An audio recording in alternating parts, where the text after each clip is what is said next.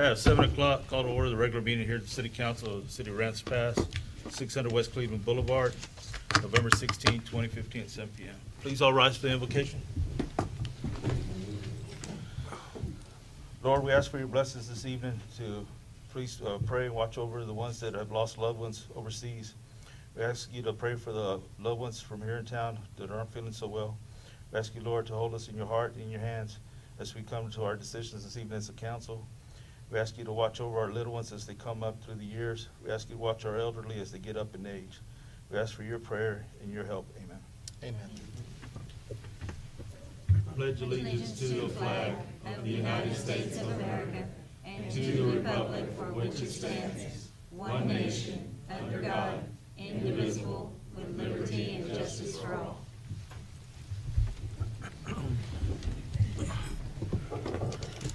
I'd like to thank everybody for being here this evening. This will bring us to item number 3, presentations, proclamations of A, boy recognition. A would be Bill Haynes, retired harbor master. Sylvia?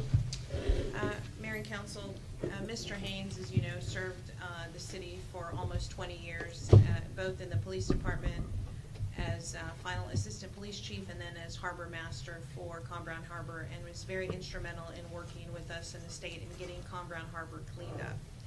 So much so that he received an award from the governor's office. So Bill has taken very ill and is not able to be here with us tonight, but in recognition of Bill's accomplishments for the city of Aransas Pass and the residents of Aransas Pass, the new Harbor Town has a new cul-de-sac that will be created in the final plat, and it's my pleasure to announce the street will be named Haynes Way. Oh, great. We will be delivering this to Bill just as soon as he is well enough.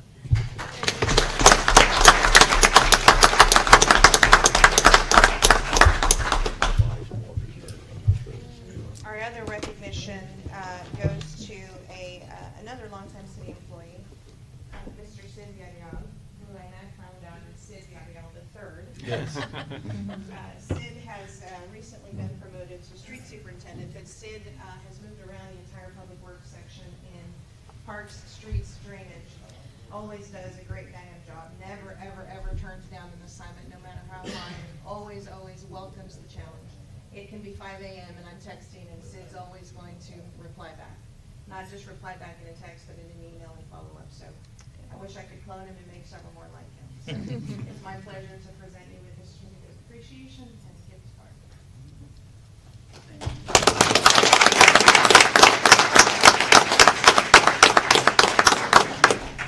Thank you, Sid.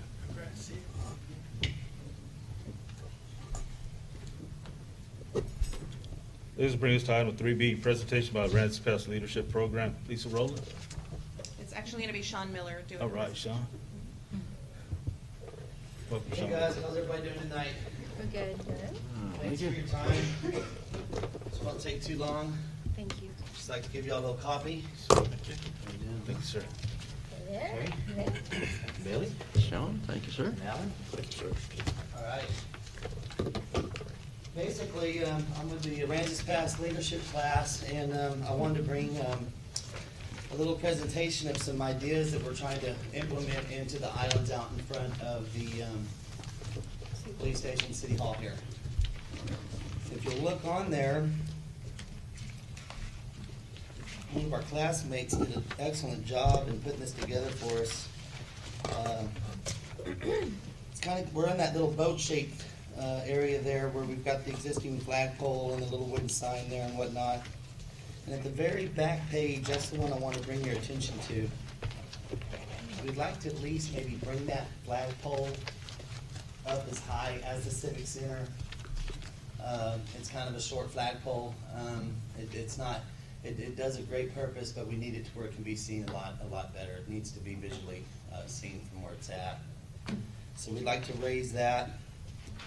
We'd also like to utilize some of the electrical that you have out there already that's existing and implementing in some uplighting, putting in a new sign, Home of the Fighting Panthers, along with a sculpture, a bronze sculpture of a panther there, of course.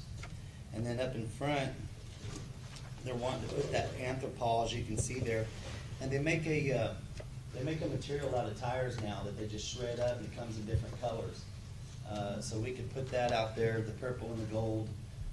That way it'll be there for a long, long time. That's a good material. It lasts forever. It's ground up tires basically that's been dyed or colored, if you will. Anyway, we're looking for a blessing to move forward on this project is what we're doing. We're gonna have some electrical, we're gonna have some planting, some flowers, a few more palm trees. I'd like to put in some queen palm, something that's not the Mexican palm that we have here, the Mexican fan palm. We have a lot of those with some of the queens and some of the day palms that have a little more, I don't know, I like them. They're a little more Mediterranean look to them. So maybe put some more of those out in the island, just spread them out a bit. And like I said, there's gonna be electrical. Y'all got water already existing out there. Existing there and putting in the new sign. So that's what we're shooting, that's what our goal is anyway. Sean, will you talk a little bit about the fundraising you guys are doing? Yeah, we have a couple of fundraisers that we're doing. One of the biggest fundraisers is gonna be through the Dodge Chrysler over here. We've got some raffle tickets that why can't I think of the name of Alan Samuels? Holy moly, I know about Alan Samuels. So anyway, Alan Samuels is gonna be raffling off one of their vehicles, and we're gonna be selling raffle tickets to raise money for that. And that's kind of what we're doing, and that's what we're gonna do. We're gonna sell them. They're gonna be $100 a piece. And it's Each. limited to 200 tickets, 2,000 tickets? I think each. 450 tickets. Right. Limited to 450 Right. tickets. So. So the odds are good. Yeah, that's pretty good odds there. I'll take one of those. So we've got some for sale. If you need to buy them, just see me. And it is to I'll win a gotta sell vehicle out. or 20,000 toward the purchase of a vehicle. That's a good goal. That's really Right. So, That's good. And just to let the council know, I'm gonna touch on it a little bit later in some manager updates. All of it would require approval through TxDOT, but they've given us a preliminary go-ahead in our discussions. Okay. We'll be working closely with the chamber and the leadership group. And this is something that we want to, kind of lean forward to. We don't want to be dragging, we don't want to be, sucking hind tit in the end, trying to, get this thing wrapped up before our deadline's done. I don't know if you could say that, but. It's understood. I think that's, I don't know, so anyway, that's what we're looking for. We're looking for a blessing tonight to move forward with this project so we can get rolling and make our town just add to the niceness of Aransas Pass. Thank you. Thank you, Sean. Anybody make me laugh that much, we gotta help them. Yeah, we're definitely gonna be done by April. Okay. That's pretty quick. So Sylvia, we'll have to put that on the agenda, right? Yeah. You would have to put it at some point on the agenda, yeah. Okay. Especially there's some interlocal that's gonna happen. There's some approvals that the city needs to give in terms of the electrical and the design. Okay. But I'll work with them and get it on the agenda. All right, thank you. Thank you, Sean. Thank you all. Thank you. This is gonna bring us to item number 4, board and commission appointments, Housing Authority. And right now, I'm gonna have one, Ms. Morales is stepping down, and I'm gonna appoint Ms. Lily Kendall to take her spot until the next term comes up, Which is March of 16. March 2016.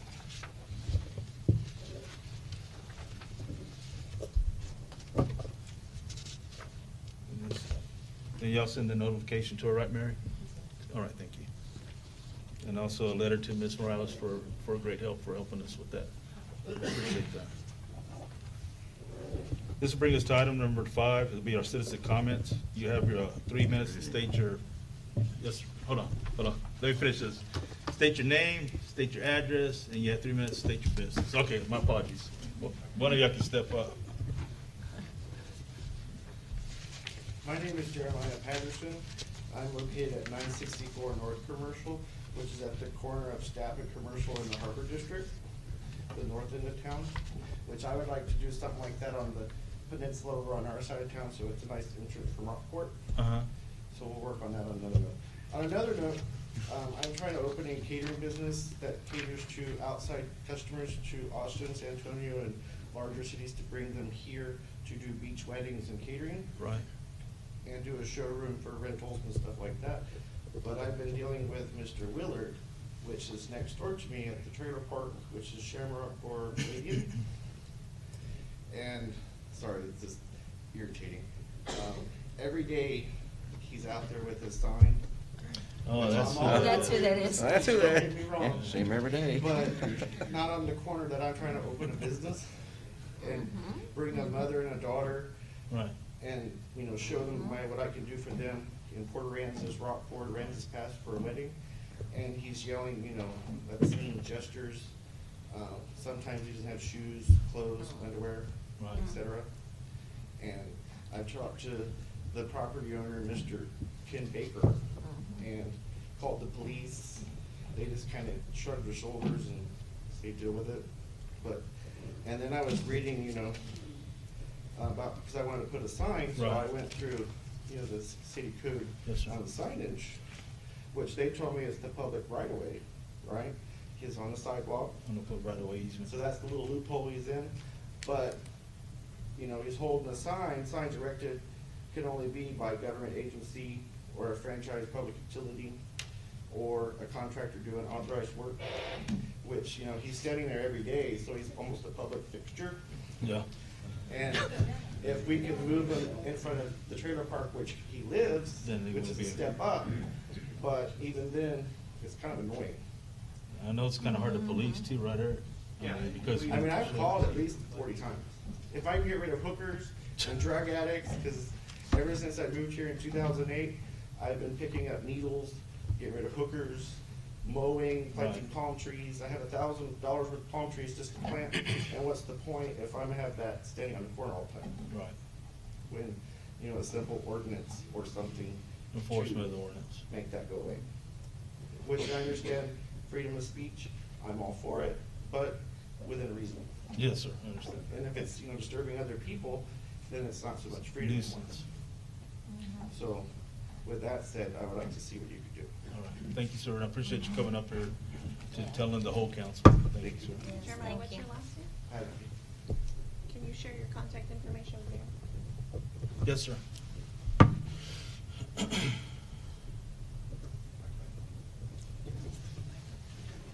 My name is Sandy Kubek. I live at 339 West Yoakum.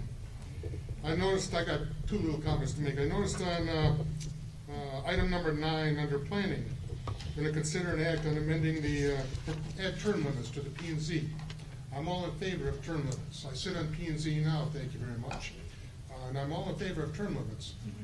But I would request that that be not just P&Z, but all commissions, all committees, and the council.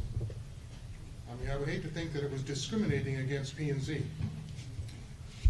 The other comment is, and I don't know, I've heard a nasty rumor that the city is trying to figure out a way to sell or dispose or transfer ownership of the harbor.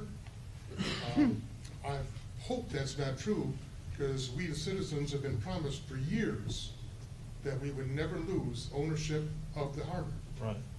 So I don't know what y'all got going on there. It's not on the agenda or anything, but That's the first time I've heard of that. Me too. That's news to me. a whole lot of people out in the street have heard it. Oh, yeah. So y'all better listen to the street people.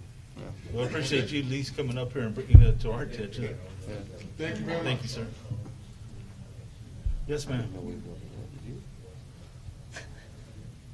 My name is Donna Christan, Donna Patterson Christan, and I own the property my son was talking about. Uh-huh. And I've had that property for over 30 years. I've been in business for 40-some years Yes, in ma'am. Aransas.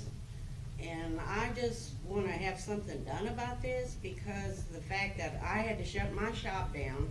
I had a hair business, my husband and I did. Yes, ma'am. And we had to shut it down, not because of what happened with the fella, but I had a lot of ladies that were kind of afraid to, you know, show up at my shop at night or whatever, because they didn't know what this fella's, you know, he's a harmless dude. I ain't got no problems with the fella, but he's got his own property that he could do this at, and not in front of my business or my shop or my property, and that's all we're trying to get across to y'all. and we'd like y'all to consider it. Yes, ma'am. Thank you, ma'am.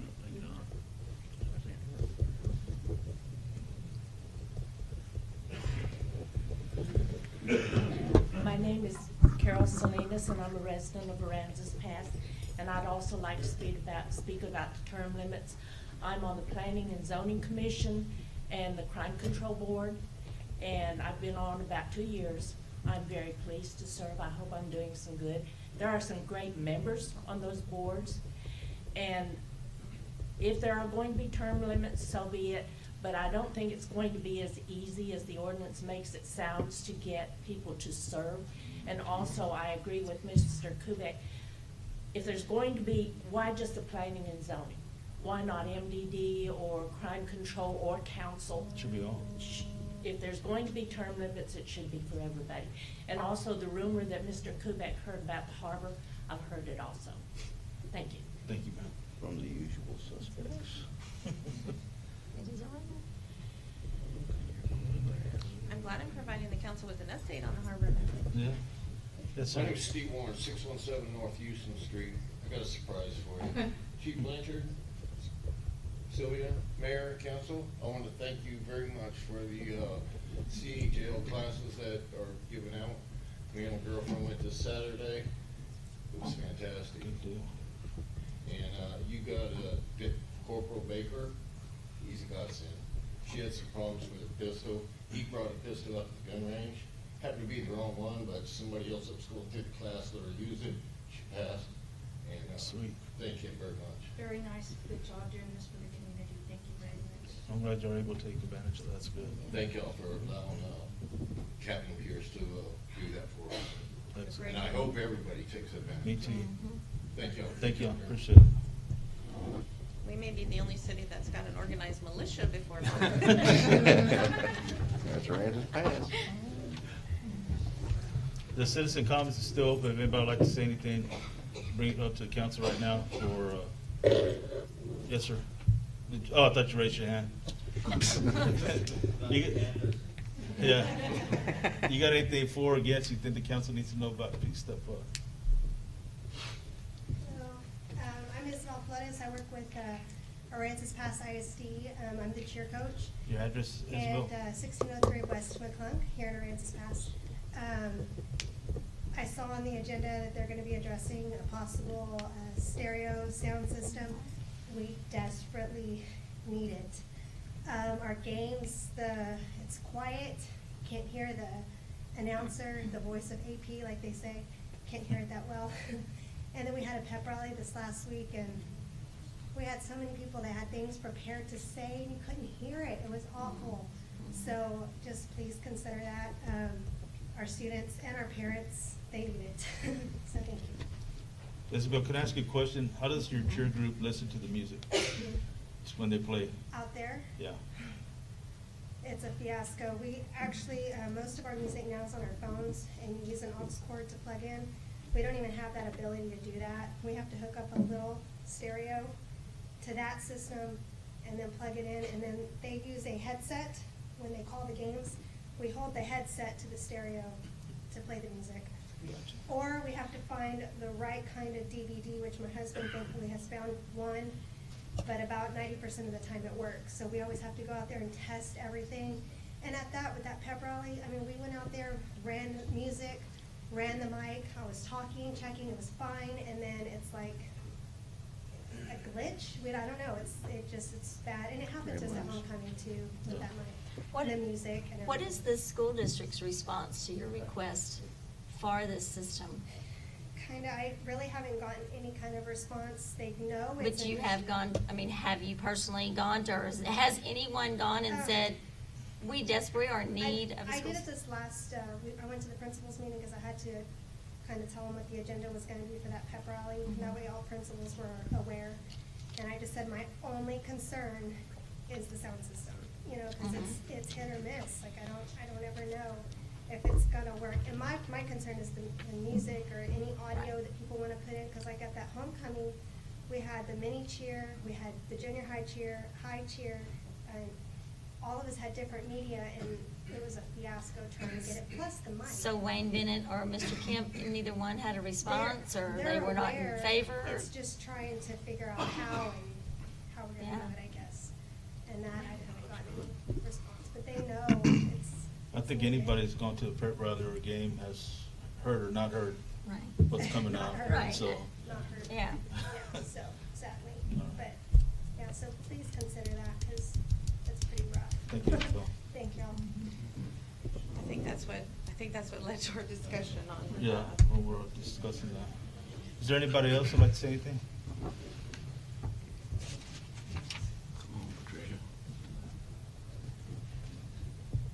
I am Patricia Branch. My address is 1303 South Whitney in Aransas Pass. I want to address Isabel. You need to come to the school board, get put on the agenda. We have not talked about it because we have thought they would take care of it. Now you need to bring it to us. So we can, because I know, because we've been talking about it among ourselves, but nobody's come in front of us and said, we need this. I think it's And it was something that, awful Friday. it's something Mhm. that Sylvia and I So- were addressing, If because, you could table it or whatever until we get a chance to see what we can do. Actually, I think we have a resolution for everybody. you'll find out in a little bit. Yeah. Yeah, I Oh, can't, okay. I'm like Okay. it. Hide and watch. Okay. Yeah. Thank you. Thank It's you. a good, it's a good You thing. know, it's a good thing, and we do need it. But we were just, I was about that. Hide and watch. I thought we were just going together. Is there anybody else who'd like to say anything? Citizen comments? No? And if not, they'll close our citizen comments and we'll continue on. This will bring us to item number 6, the consent agenda. All of the following items of consent agenda are considered to be routine by the city council will be enacted with one motion. There will be no separate discussion of these items unless the council member so requests. If discussion is desired, that item will be removed from the consent agenda, will be considered separately. Item A would be approval of the minutes of the regular meeting of November 2nd, 2015. I make a motion that we approve the consent agenda. Second? All in favor, say aye. Aye. Aye. This is going to bring us to item 7, consider and act on the city manager items. Item A is consider and act amendment number 1 to J.J. Fox Construction Contract for Combron Harbor and cleanup. Sylvia? Lots of items under 7. Item number 1 is the one and only change order for the cleanup of Combron Harbor, the pilings and things that were pulled out. There was some additional work that was needed to be completed to allow us access to the bulkhead when the drainage system went out and blew out that section of bulkhead while they were trying to repair. Since Fox was already there, we mobilized him immediately to stop the hemorrhaging of the rest of the bulkhead and some other items. Council had previously approved $1.2 million as part of that cleanup. The amendment and the final payment is $110,611, which the budget was $1.5 million for harbor cleanup, so we're well within budget. However, I need council to approve any change orders. Do I hear a motion for approval for item 7A for change orders? I make a motion that we approve change order number 1. Second? All in favor, say aye. Aye. Aye.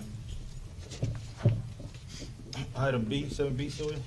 Item 7B is the final RFP for Parks Mowing Services. We did go out for Pelican Cove, Lighthouse Lakes, and also trash service among all city parks.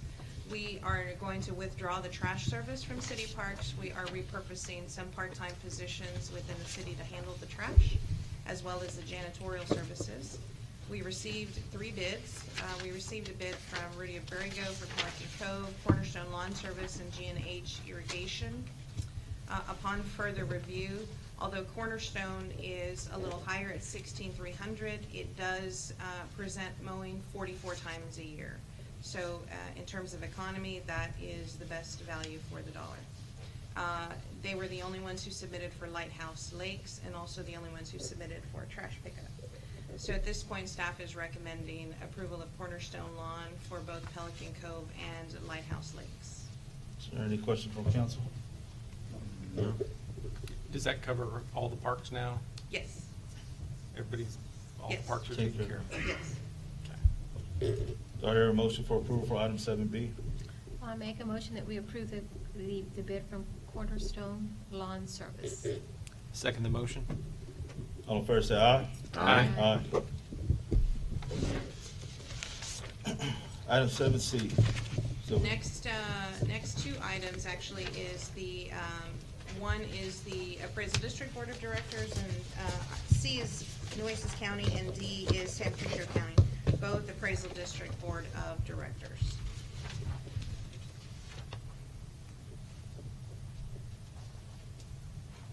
So at this particular point, we have Jeanette Hallmark Arche for Tolosa Midway ISD and West Oso ISD, and Lisa Hunt with Cal Allen ISD. So I'm asking the council to make a nomination of either one of those two ladies.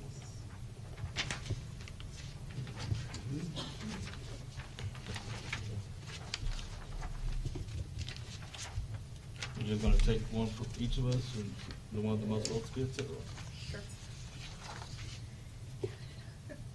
We're gonna just vote once, right? Yes.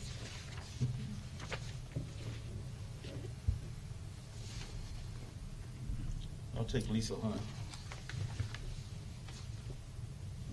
So I was gonna- Vicki? Jeanette. Philip? Jeanette?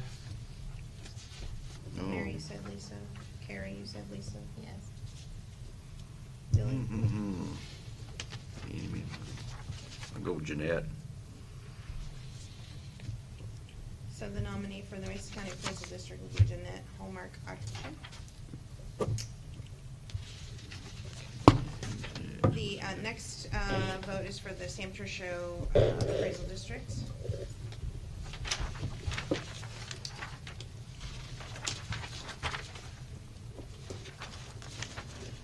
Mary, where are the, In the back.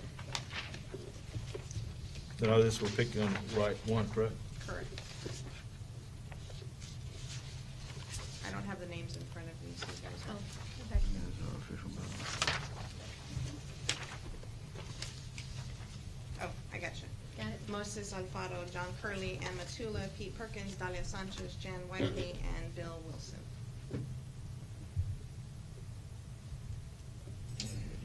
So, Vicki? I'll take Bill Wilson. Bill? Dahlia Sanchez? Mayor? Look at Dalia Sanchez. Karen?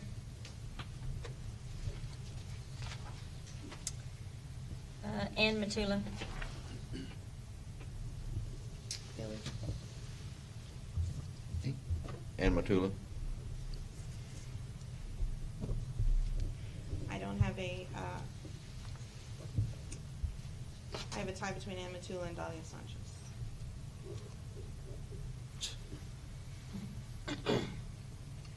Flip a coin.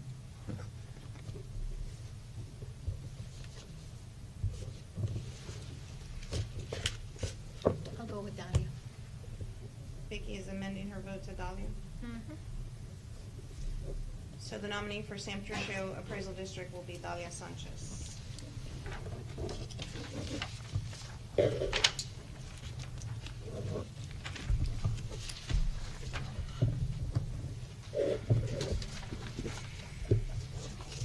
Okay. Item 7E is, there's 3 items, actually 4 items on this agenda we are considering, we're asking the council for direction on. Item 7E is regarding alcohol consumption in city parks. As the community park transitions and we have more folks down in community park, the no drinking in city parks is basically an ordinance that is, 1, either too difficult to enforce, or 2, we have alternate ordinances out there that will take care of it, public intoxication, disorderly conduct, those kinds of things. It really came to light with now Mr. West being our harbor master and being down there with the fishing guides and basically stopping alcohol consumption during what is considered a normal part of a fishing area. So rather than leave an ordinance on the books that we're not going to enforce, we're asking the council for direction on either repealing the ordinance or some other modification of the ordinance that makes it more realistic. Well, we already have enough laws on the books against public intoxication, fighting and raising hell. why do we need an ordinance if we, as long as they're behaving themselves and obeying the law? Follows the state statute. Yeah. Because they're not supposed to be drinking and driving anyways. All right. I don't have a problem with somebody, drinking beer, filleting fish. I have a problem if it's gonna be close to the community park where the kids are at. That would be, In the stands of the Little League? yeah, or in that area right there. Well, right now, they are, they're drinking pretty regularly at the adult softball fields. And it's difficult for Roland's group to police it because it's outside of the normal stands. He doesn't know if those folks are there watching the game or just Well, there. I just have a problem with where the younger kids are gonna be at. If you allow it there, you're On the gonna. Little League side. And that's correct. If we would allow it at one city park, we'd allow it at all the parks. Yeah. So. That's my concern right there. I mean, you already have them already irate, so you have somebody that's drunk there? Yeah. On the Little League side? So I'd like to just kind of see what we can do, what you can come up with to make sure Well, and patrol Vicki, that. on your, does the Little League board or the Little League itself, can they post being the Little League fields, no drinking, no alcohol consumption? Well, even we're though gonna, it's a we're city gonna park? talk about like drawing a perimeter, maybe. Right. Everywhere except this particular area. Mhm. Yeah, our bigger concern is like at Veterans Memorial, for example, people are having barbecues and they, they bring their beer, people down at the harbor filleting fish and things. Yeah. It seems to be a normal part of the outdoor process, and so it's, Chuck comes up upon a fishing guide and, instead of saying, how's your catch, he says, put away the beer. So,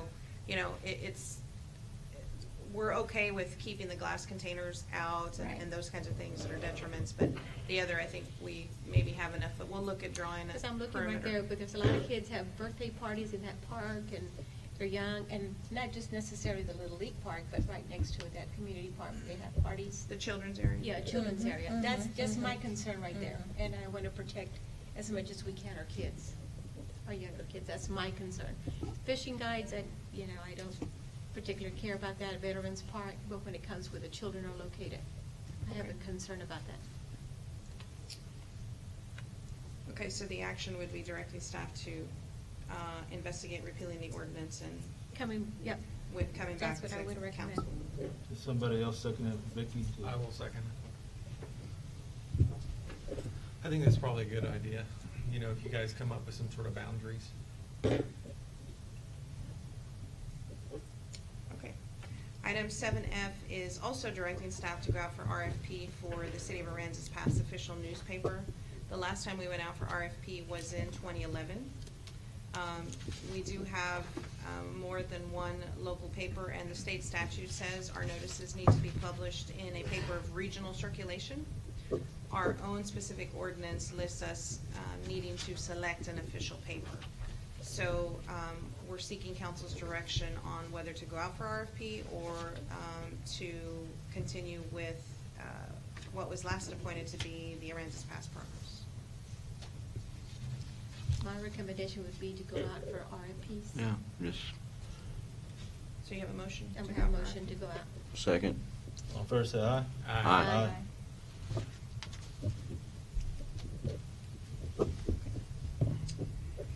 Item G, 1 through 6, are tax resale properties for the City of Aransas Pass. Item, let's see, Joey Heard. So can we turn one of those TVs this way? Number one. Any one. Thank you, Don.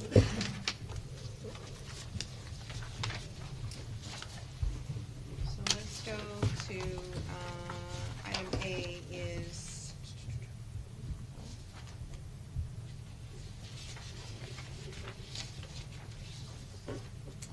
and of course it's not responding. That's because we turned it right. Because we turned it. Because we touched it. All right, we'll do this. The offer by Joey Hurd is $525, and it is at the intersection of North 9th Street and Pryor Avenue in Block 274. Amount due to all entities would be $244.08. The city will receive $0. There are no liens and no street assessments due to the city. Offer B.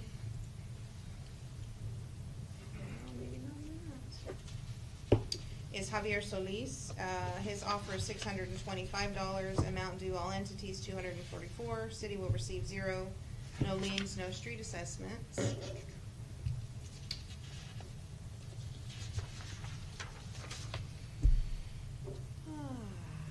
Gotta love Adobe.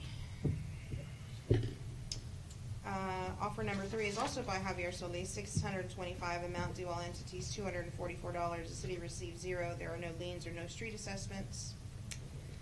Offer number 4 is one of the ones that has me a little bit concerned. It is 9 lots, basically. It's an offer by Mary Elisa Chacon, and she is offering $500. However, the amount due to all entities is $13,934.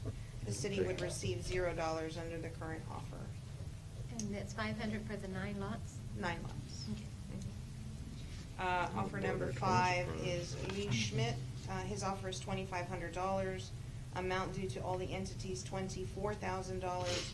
The city would receive $427.14. There is a street assessment of $3,200, $3,208.87. But the original amount was $641.43. So the likelihood that he would come and ask for penalties and interest to be waived is great, which would make the city's offer a little bit over $1,100.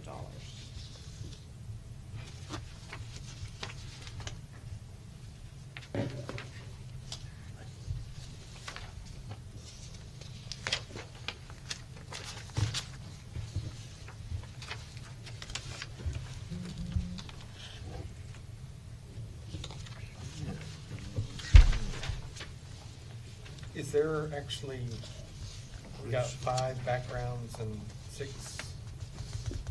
Mr. Solis, I believe, is combined into one Oh, because okay. he's got 2 offers. Going in 2 and 3. I'm assuming those are 25-foot lots? Yeah, I don't Correct. see one. I have Mr. Solis's offer. This one is on North 8th and also prior 3 lots in.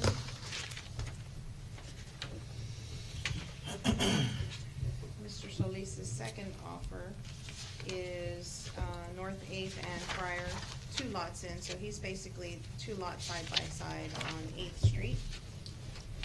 Offer $625 for each one. Ms. Chacon is at Highland, Houston. Basically, the closest intersection is Highland and Houston, and it's 9 lots for $500. And then we have Mr. Schmidt, who's North 8th and Ireland. 2 blocks, and his offer is $2,500.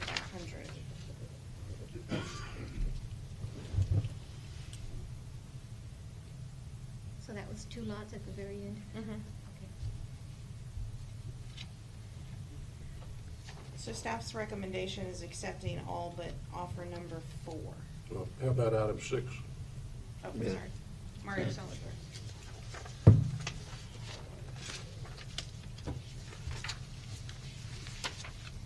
Mr. Salazar's offer is $1,000, amount due to all entities $971. The city would receive its back taxes of $103.92. No liens, no assessments, and it is in between Lamont and Whitney.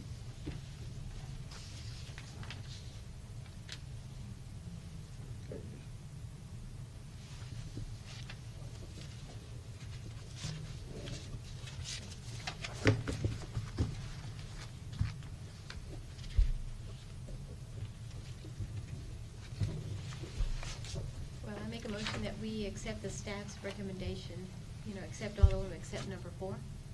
For Chuck Second. one. All except Chuck one? Correct, that's number 4. Got a second by Billy. Second, yes, sir. All fair say aye. Aye.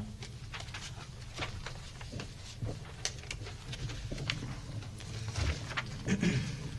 This brings us to item 7H, consider an act on purchase of stadium sound system for APISD High School Football Stadium in the amount not to exceed $5,000. Sylvia? Well, Mayor, you're aware we were at the event, and the speaker system was very, very bad.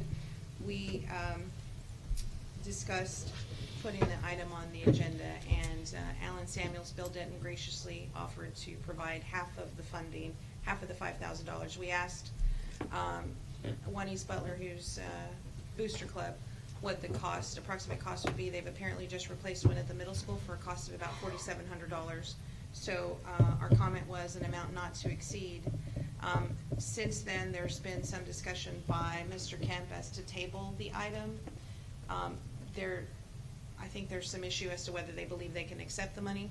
So the solution is to award the money to the Aransas Pass Booster Club, who's a nonprofit, who can then gift it to the high school. This wasn't, just to clarify, this wasn't brought up by Isabel or any other teacher. No, it was This the was mayor brought and up I. by Ms. Carrillo, myself, and the rest of the adults that were there from the homecoming, this last event, just noticing that the item has never been taken care of, and we'd just like to make a gift if it passes. It's not to step on nobody's toes or directed by anybody. Well, I think the issue is the system, according to Ms. Butler, has last been replaced. It's over 8 years old. And, you know, technology, Weather. cars don't have aux cords anymore. I mean, you've got to get technology, and then our environment is very corrosive. And so things that would normally last 10 years somewhere else just don't last here. And it really is a gift for the kids. They really could not understand any of the kudos they were receiving. We can't have that. We have That's verified when that we're the doing Booster something Club good. is a nonprofit. Is there any questions from council? Mhm. That item? So Mr. Kemp wants us to table this so he can. We don't have to. We don't- Or no. That's a gift. Mr. Oh, Kemp okay. asked us to table it if it was going directly to the school district. Oh, I see. And you said Alan Samuels is paying the Alan one half? Samuels offered to meet us halfway to, $2,500. Sure. So it'd just be a $2,500. Correct. Okay. And this would come out after we agree what fund? Council discretionary. How much do we have left? I'd have to, I don't have that number in front of me. You have 25. We have 25, okay. The year is early. I know. Okay.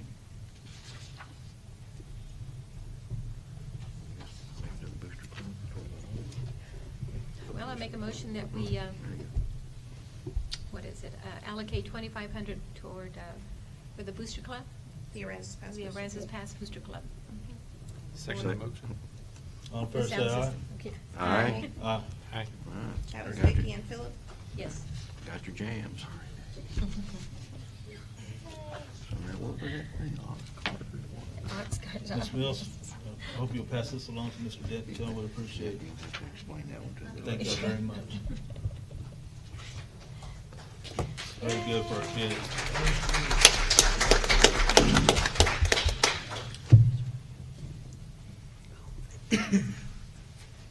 This is going to bring us to item number 9, consider an act on development services, which would be Public Works, item A.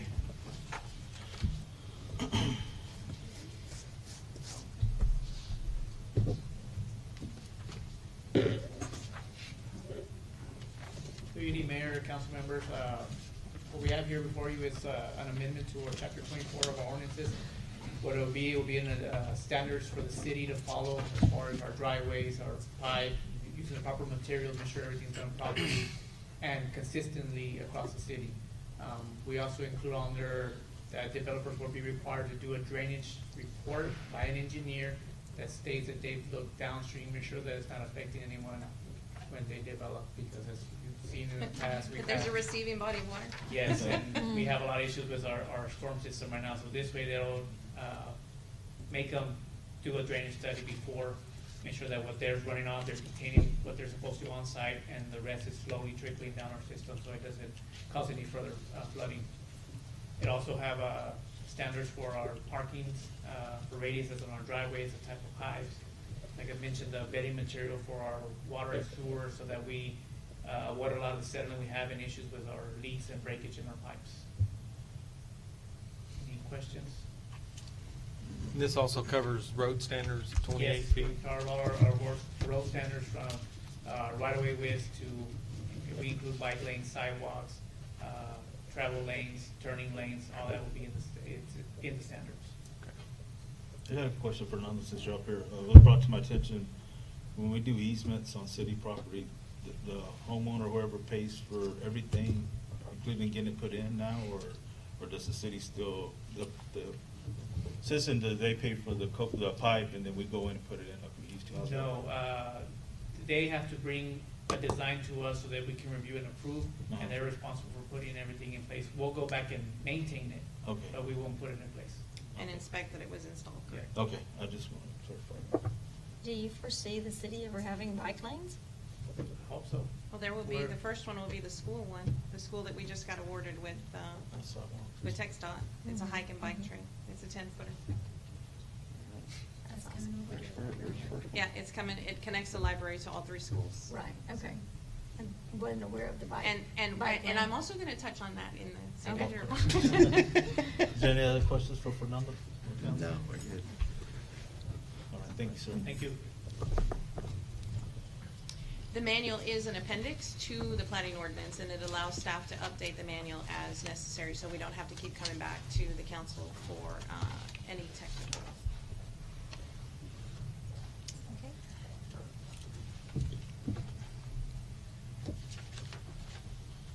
I hear a motion approval for item 9A. I'll make a motion, we approve item 9A. I second. All in favor, say aye. Aye. This brings us to item 9B, consider an act on amending the city code of ordinances, Article 2, Division 1, Planning and Zoning Commission to add the term limits for commissioners' service in the Planning and Zoning Commission and to set election for commission officers. Mayor and Council, I'd just like to address before Miguel goes up and does the presentation. The only reason we're bringing Planning Commission to you is because this was in the scope of work Miguel's doing with the Planning Commission. We may bring the other boards and commissions to you for term limits as well. We're not exclusive with Planning Commission, other than it's in the current realm of what's on his to-do list. Miguel? Yeah, this proposed amendment to the zoning ordinance or to the code of ordinances would set term limits to the planning commissioners, the planning and zoning commissioners. Right now, there are no term limits. Typically, there's 6 years, so that would be 2 3-year term limits. And then they could be out for 1 term, and then they could come back on and do another 6 years. The other thing is, right now, the way the code of ordinances is stated is the mayor appoints the chairman of the planning commission. The proposed ordinance would allow the commissioners to select their own chair and vice chair as part of their duties. That's the first I've heard of that. The mayor picking commissioner. So that's a proposed amendment to the ordinances to set the term limits. I will be coming back with other amendments because I'm also in charge of the Board of Adjustment, and I'm also looking at that. So I'll be coming back probably with something for the Board of Adjustment numbers too. But right now, since I only deal with the Planning Commission, my full, that's where you're coming with this. Any questions? We already have a hard enough time filling these seats, so what are you Yeah. gonna do when no one shows up to turn in an application? And besides, we really do have a de facto term limit if, if if their job is not well enough done, the council doesn't reappoint them. And if we appoint bad people, well, we get term limited out the next election. So there's always that there to get rid of people that need to be gotten rid of. Well, the ordinance does state that if you miss 3 consecutive meetings, Yeah. you're automatically terminated. Well, I can understand that. That's for a lot of them. Yeah. I think for us too. Yeah, we missed 3 in a row, we're gone. Yeah. The deal is, has the documentation that kept, the, attendances and stuff. That's where I've seen some papers and some of the boards. Yeah, and we don't have the population base to come up with all these applicants. How long did it take us to get the charter revision filled? Yeah, we got a small pool to pull from. We got to keep that in mind. It's under recommendation. Okay, thank you. Thank you. Yes, ma'am.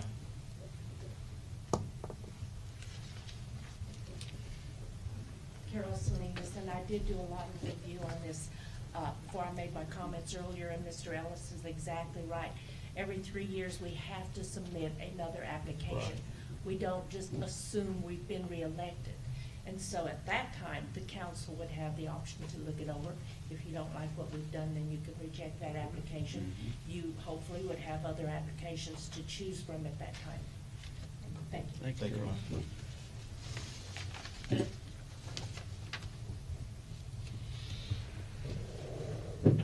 Yes, sir. Yes, sir.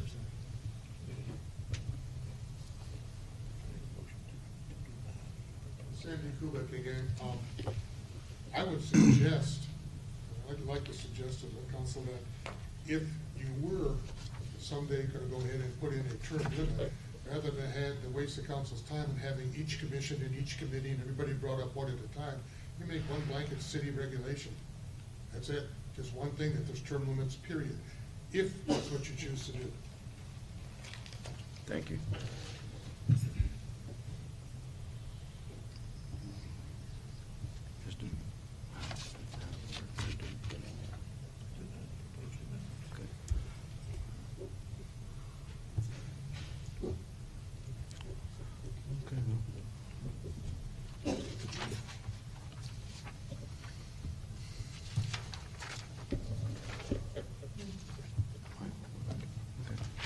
Well, I make a motion, we deny the proposed amendment. Leave it as is, Billy, or? Yes. Second the motion. All in favor, say aye. Aye. Aye.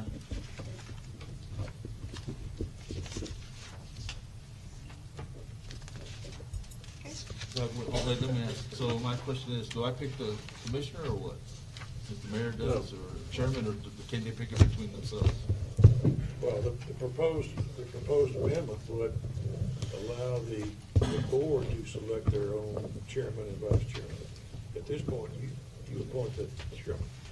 This is the first I heard it since I've been mayor, 3 years now? That's why I'm asking.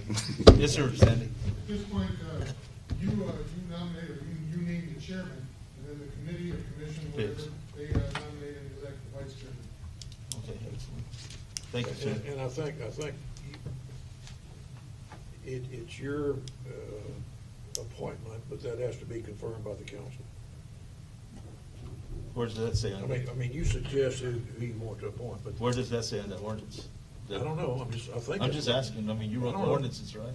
Well, no. I mean, you're the lawyer, you should know them, right? Or the charter? My computer's not as old as it used to be. Sometimes we might have to get a new computer update. They have to. No, that's why I'm asking. I mean, that's why I'm bringing it up. We'll find out and provide an update. I appreciate that. It says right here, the City Planning and Zoning Commission has 9 members appointed by the mayor and confirmed by the city council. I think that's what it says, is it not?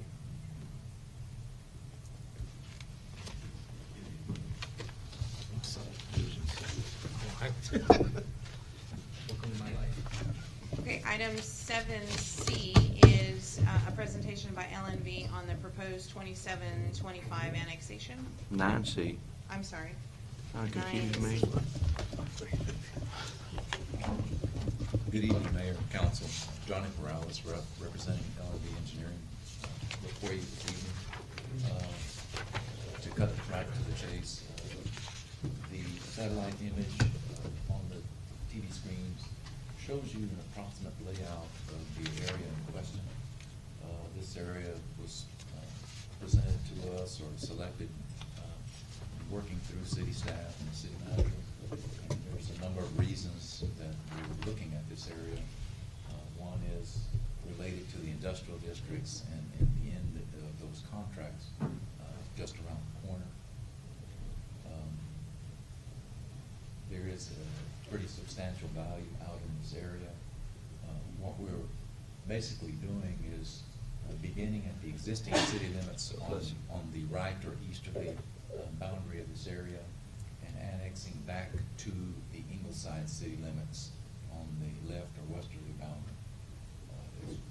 Starting down at the ship channel and coming back up to the north to the existing city limits.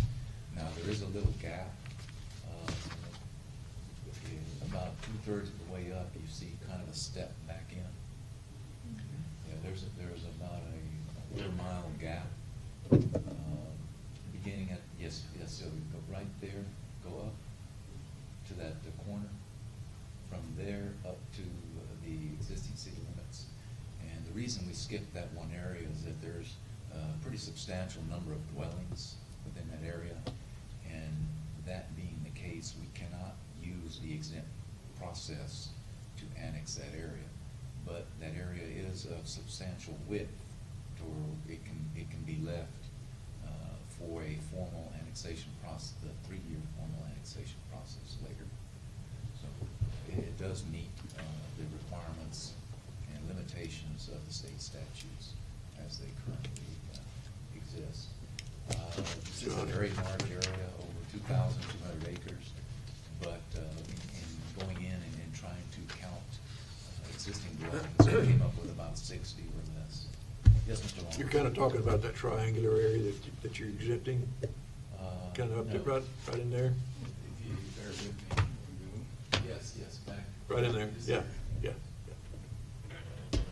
But there are limitations as far as leaving out narrow strips. But when you look at the width left between the proposed boundary and the existing city limits, it complies with the state statutes. It's just that there's too many dwellings within that area to use this particular process. So that has to be done through the formal 3-year planning process.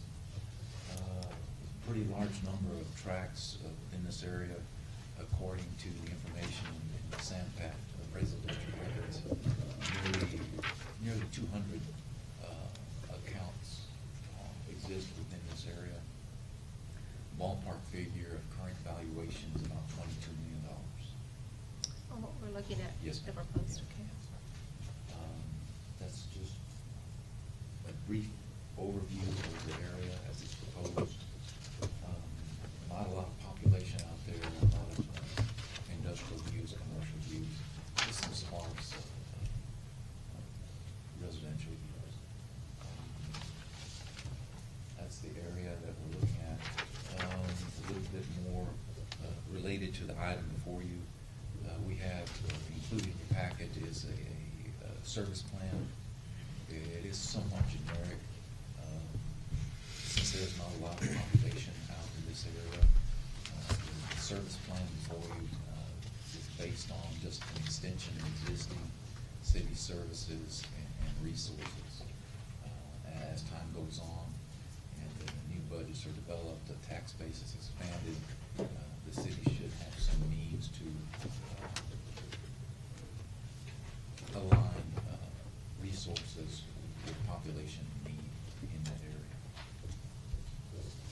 So what you have before you is a draft service plan. So one of the things we need from you this evening to move forward is a directive to staff, to us, through staff, to complete the service plan.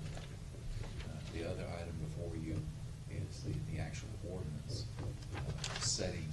declaring the need and setting the dates for the public hearings for these proceedings.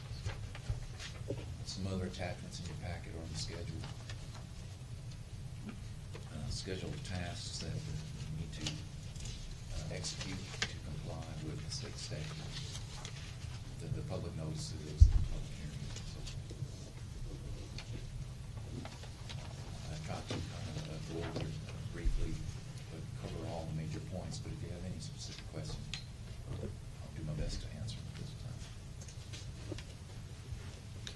just off a guess, what would it cost to run sewer out there?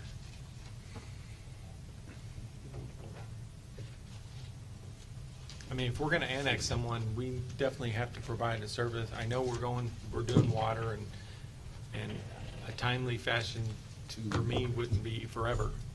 you No, know? if you look at the municipal service plan, Mhm. 90% of the services are provided with the exception of sewer, which Well, is. I know, I would just like to be 100%, you know, just the So cost. with the Johnson and Highland folks. Well, we're working that way. It would Hopefully be it doesn't take a decade to do it though, but. And not to be evasive. No, Mr. just. Hyde, multi-millions. Yeah. Maybe multi-tens of millions. Okay, $20 million, give or take. That's a step million. on. If you're looking for just an order of magnitude. Yeah. okay. That's good. You know, that's just something that I would like to consider in all future annexations. It would require a number of lift stations, Mhm. as well as expansion to the existing treatment plant. Right. It would be a fairly substantial investment. I mean, it would be something to start, as the city puts together its long-term capital improvement program. Sure.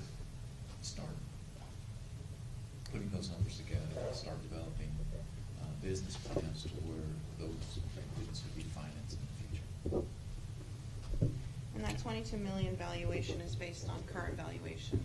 On the tax. Yeah, on the tax rolls. That value is far, far, far undervalued. Mhm. That's just the information currently listed by the appraisal.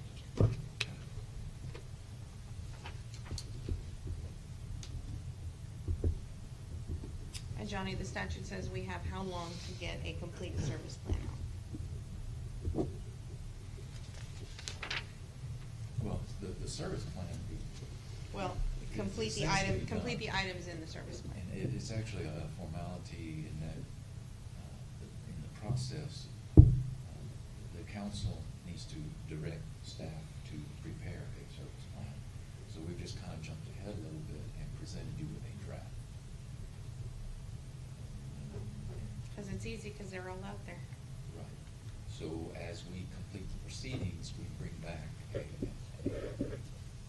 final version of the service plan, which will be very, very much what you see before.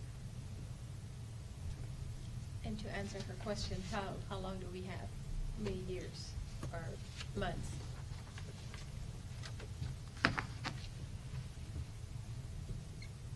The service plan, To complete the items in the service plan.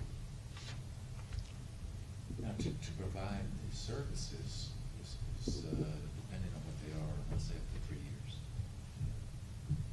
But as Ms. Correa was saying, they're essentially in place. The city should be able to implement what is included in the service plan almost immediately.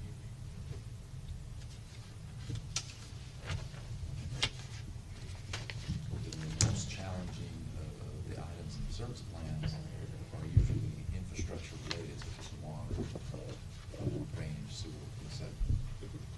But then those services just need to be comparable to other similar areas within the city. And since the city does not currently provide what I'll call comprehensive wastewater services, I guess if put to a legal test, it would not be a requirement to provide wastewater to all of the properties within the city. The level of service, the types and levels of services need to be just comparable to similar areas within the city. And that was my point, is 90% of the services that our normal residents are out there. Comparable services across the way to Highland, Johnson, Rhodes, and Beasley are existing what's on 2725, less the sewer. So in an apples-to-apples comparison, this section of 2725 is receiving the same city benefits as our internal city residents and not paying nearly their fair share.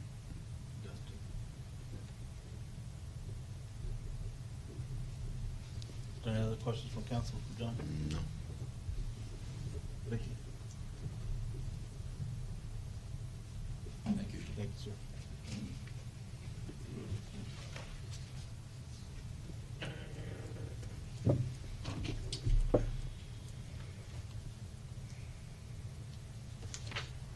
What will be the favor of the council for item 9C?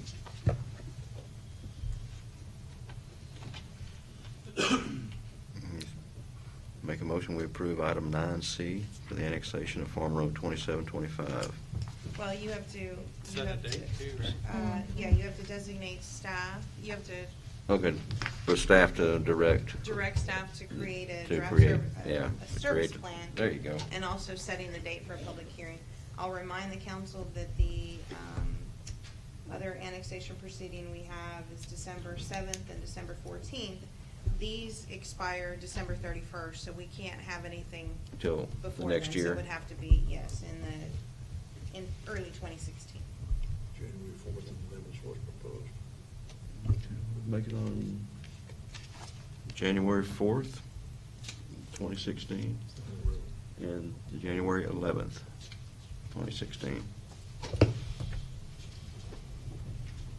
I second the motion. All in favor, say aye. Aye. Aye. Aye. Remember that one. It'll bring us to item 11A, consider an act on directing staff on amendments to auto record ordinance. Chief Blanch? Yes, council, we wanted to revisit this to get some direction, whether directly to go out, visit with the record services, or craft a new ordinance or update to the ordinance, or leave it as it is. Just some food for thought. If we are to craft it, personally, I feel, and I think others kind of agree, that deregulation may be best. Follow what's already been regulated by the Texas Department of Licensing and Regulation. There's no sense in reinventing the rules. We could codify from TDLR into city ordinance. The other thing is, some cities around us that do non-consent tows actually charge the tow services for all those non-consent tows. They bill them, whether it's for the tow or at the end of the year when they aggregate the amounts, like $10, $15 per non-consent tow. The other thing would be to actually issue a permit and require a payment for a permit, since having to impose these ordinances on the services, it does require staff oversight and time. This all kind of came about from the third record company that was added to the non-consent tow list. He has a storefront in town, but his vehicle storage facility is outside of the city limits. It is our belief in allowing him onto the non-consent tow that the requirement is not all-inclusive of a vehicle storage facility and the storefront of the business. That could be something explored, and we could delve more into that as well, or we could simply just, like I said, deregulate that, open up competition outside the industry to come in and compete, which I think would be fair and beneficial, especially for people that are in the unfortunate event of being arrested and us having to choose their record service for them.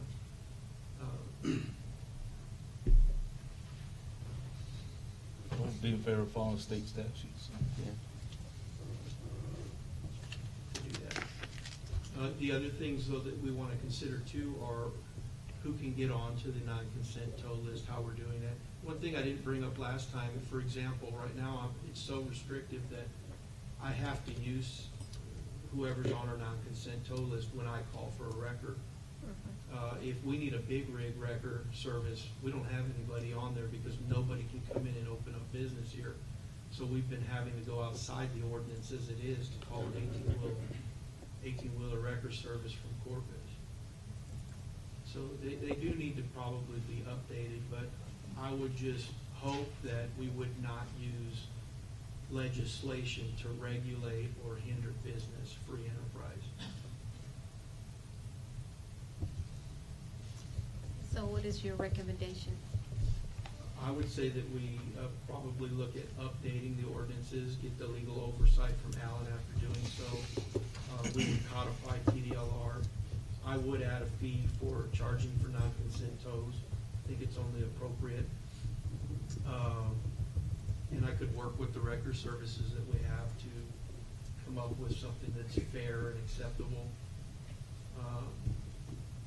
And the other thing would be to deregulate having a storefront in town to be able to provide a service, or coming up with a better way of saying, you know, we don't want a record service from San Antonio saying, yeah, we'll come down there and be your record, we're gonna tow the cars back to San Antonio, obviously.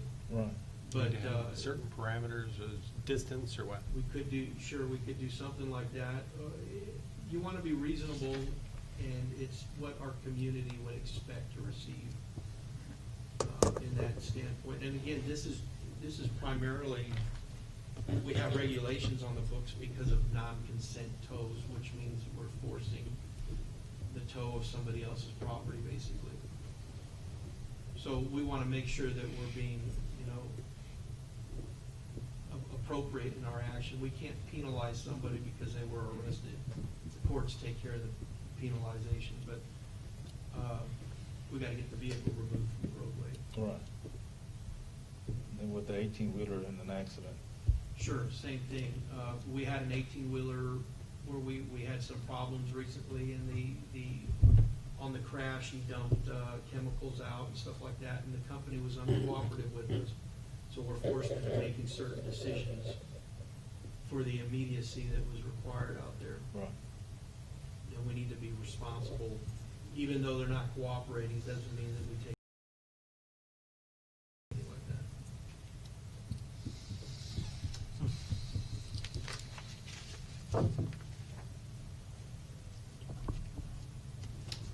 All we're seeking tonight is council's directive as to whether or not you want us to amend the current record ordinance. I think we probably need to, because then the original ordinance doesn't even allow for rollbacks, correct? Isn't it all dollies and car dollies? I'm not particularly sure on those specifics. I know some of the requirements as to what a record service has to have or truck has to have is outdated. Sure, so it definitely needs to be an update to it. But my idea of updating is simplification, codification. Sure. All right, that's what I'd like to see. I just think we need to come to a resolution. We've been back and forth on this for a long, long time, so we just need to settle it once and for all. So just Ideally. just put it together Sure. and just bring it to us, just based on updating and. Absolutely.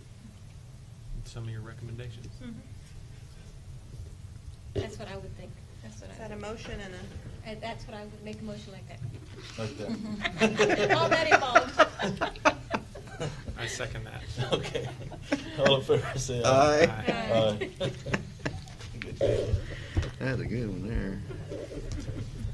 You got it all right. You know what we're talking about. It's clarified. 11B, consider an act on approving the purchase of one police patrol vehicle and associated equipment. Chief? Yes, council, thank you again. Back in June, we had accepted Allen Samuels on the blanket bid. They provided the best overall value. They even threw in on some of the vehicle purchases that are gonna be necessary. They threw in free warranties and stuff like that, extended warranties, not just a factory standard. So I'm coming to you at this time. I have $45,000 set aside in the federal drug seizure fund that I would like to use for the purchase towards one police patrol vehicle at this time. As the money's coming in, we will isolate it and use it for police vehicles. We originally were budgeting for 2 patrol cars this year, but we had to repurpose some funding, and the patrol cars got cut out. So I'd like to use drug seizure funds to make this first purchase, not to exceed $45,000. That is a loaded rate. I don't expect that we will hit that, but it's possible that we could hit that depending on equipment needs and outfitting.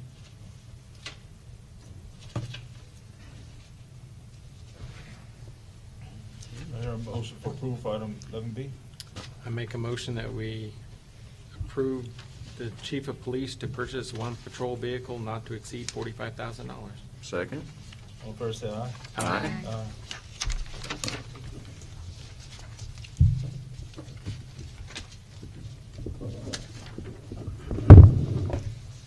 All right, Mr. Lawrence. Thank you, Mayor. This is item 13A on the agenda, and I declare a public hearing open to take up amendment of ordinance number 1308, our zoning ordinance, by adding part 4, section 15, concerning non-conforming uses and providing for a repealer clause. Miguel, you want to address this?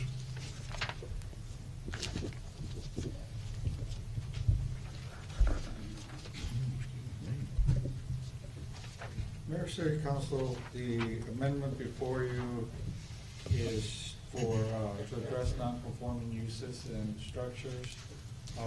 Right now, the ordinance allows a non-conforming use to continue and in perpetuity. What the proposed amendment will do is to limit up to 12 months for any non-conforming use that's been discontinued, abandoned, or unused for 12 consecutive months. So that way, there's a lot of mobile homes, manufactured homes, RVs out in single-family residential districts that are no longer permitted in there. There's some that have been just left there, and right now they could go back in there and make some minor changes and get back in use. In order to implement the changes that were done to the uses, that would put a limit as to how long they have been out of service. So that way the use, whether it's a use or a structure, would have to be in compliance with the current rules. That would allow us to better manage the city and the uses that are allowed in the city. In the structure, when there's a non-conforming structure, if it is destroyed by more than 50% of its value, then it would have to comply with all the rules, the current rules that are in effect at the time. If it is 50% or less, then they would be allowed to reconstruct, but they would have to do it in a timely manner as opposed to just doing a little bit at a time. The proposed ordinance says that all repairs and reconstruction must be done within 12 months. Any questions of the council? I'm sorry. Go ahead. If, let's say, I actually know a gentleman that lives in a trailer, and he has someone that maintains his yard, but he's gone. He'll be gone for a year. You know, he works Alaskan king crabbing, so if he's gone from there for 12 months and he comes back, he can't live in his house? Is that correct? No, that's, what he has is he still has active service. Active. He doesn't, or he puts it on vacation. Mm-hmm. Where the ones we're talking about where there's no metered service.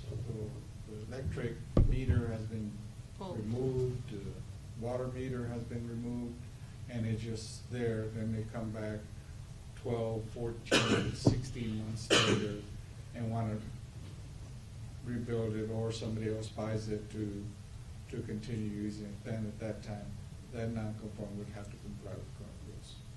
If it's somebody like that, because that was the question that the planning commission asked, what if somebody goes out and is gone for a year, 18 months, because they're deployed, or their job sends them to some other country to work for 12 to 18 months.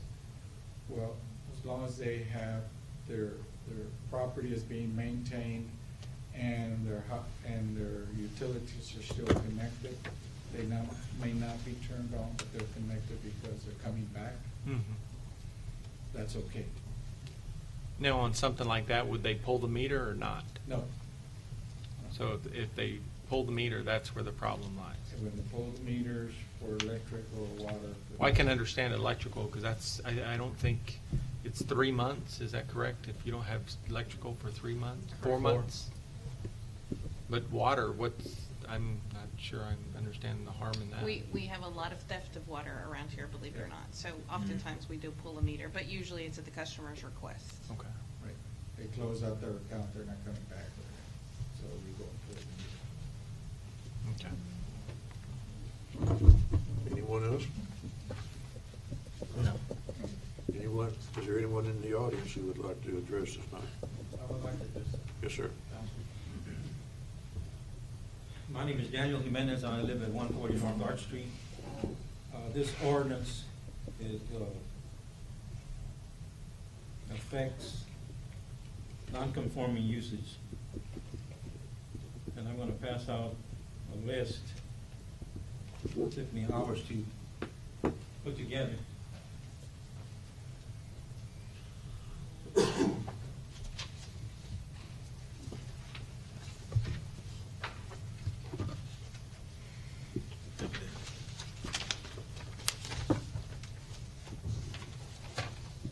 Thank you, Daniel.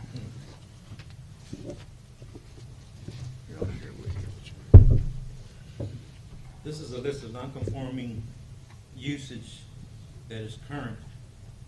And the only way you will know that they are non-conforming is if you have an old usage chart and a new usage. All these will be affected by the ordinance if it is enacted. I'll let you read through them and Mr. I'll Jimenez, do read you our have an current extra, code.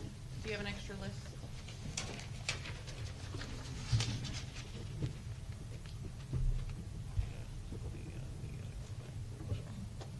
This will not only affect mobile homes, it will affect residences in the central area district and heavy commercial districts. And it will affect other businesses, numerous businesses. I can name a few right offhand. The voting act. It is grandfathered, but it's non-conforming because that requires a conditional use permit to operate.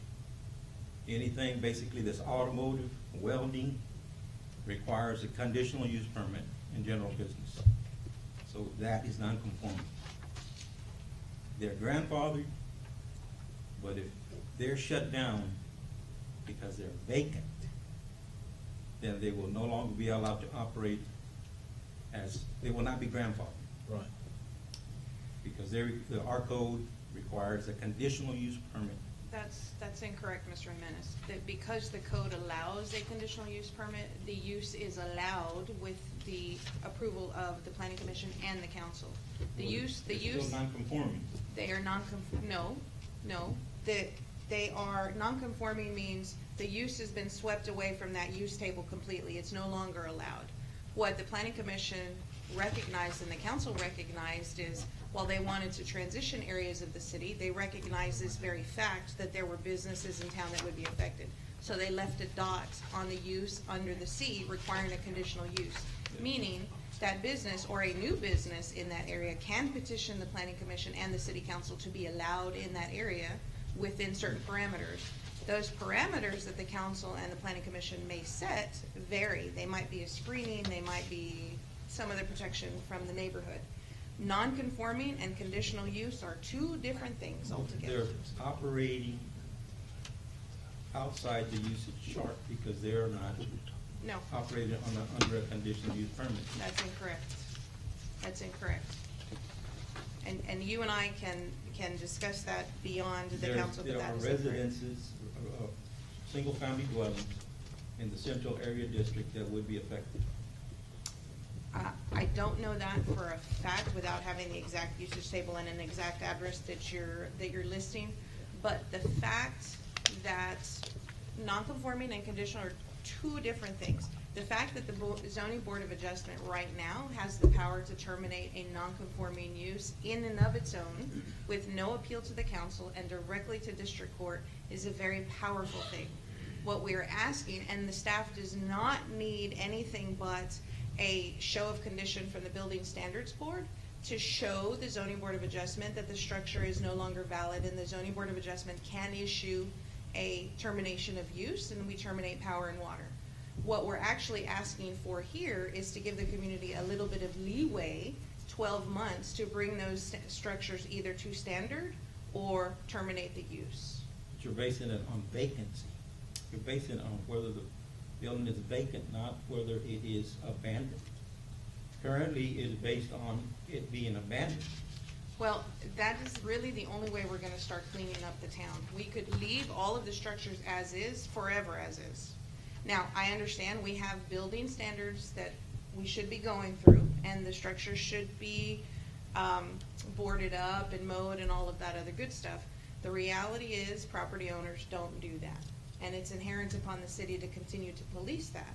With as many structures that are in the city, it's a near impossibility.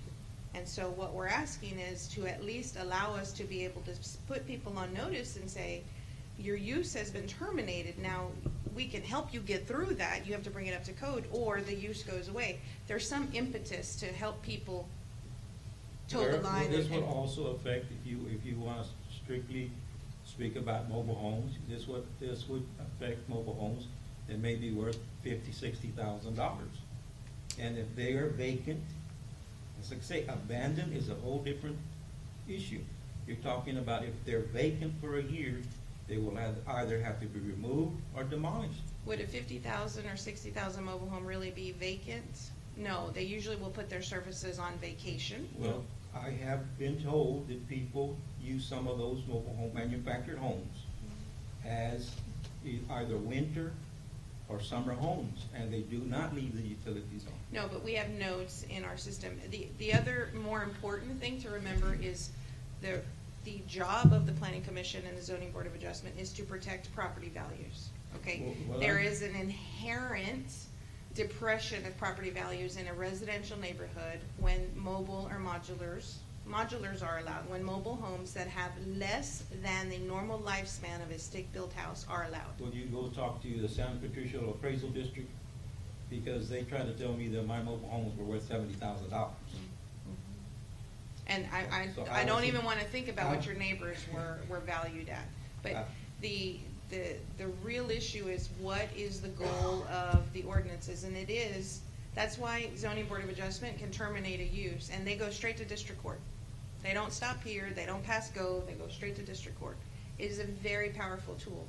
The only thing we're asking is to allow us at least a 12-month period to work with the property owner. Other than that, we'll bring all of these to ZBA. Under our current code, it's based off of abandonment. That's our current code. There are numerous structures around town. There is nothing to stop the city inspector's office or the city from enforcing this code under an abandonment definition. I don't understand how you can say that something is vacant and therefore it is no longer grandfathered. Well, I think abandoned, I understand. Abandoned, I agree. I think we're saying the same thing. We don't want property owners who've just maybe stepped away for the winter or the summer and they maintain their structure. We don't have any issue with those folks. What we have issue with is the folks who boarded up and then never came back. They never mowed. The boards are off. People are using the structures as havens for, whatever. I wish Mr. Warren was still here. He had something to say about that.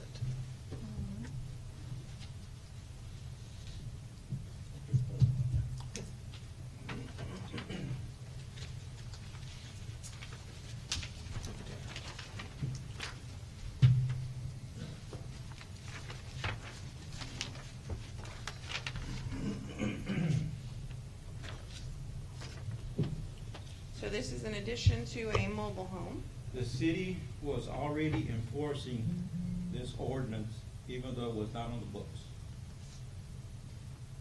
They issued a permit to this individual. It's not my mobile home. Okay. But they issued a permit to this individual. They allowed him to do all that work. He bought it for, I believe it was $18,000. I think he spent maybe $5,000 or more repairing it. He got the permit. There's a permit, a picture of the permit on the bottom corner of the bottom corner of the page. When he went to get his water and electric turned on, they told him it had been vacant for too long. They did not make a determination that it had been abandoned, nor did they make a 50% that it had been diminished by 50%. They made the determination basically on the fact that it was vacant.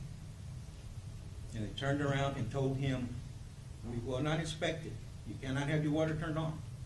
And it must be removed or demolished. Until I brought it to the attention of the city manager that was not in our code. So they allowed me to continue, and they allowed this individual to continue. Now, you're trying to tell me that you want to get rid of this kind of mobile home? No, this is not the kind we're discussing. We're talking about what mostly you see Well, this is what happened when you practice that code. under. Because you're basing it off of it being vacant. You're not basing it off of the fact that it's substandard. Our current code bases it off of being substandard or abandoned.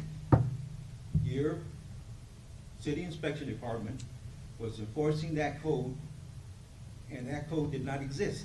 Correct, and when you brought it to my attention, things changed, but.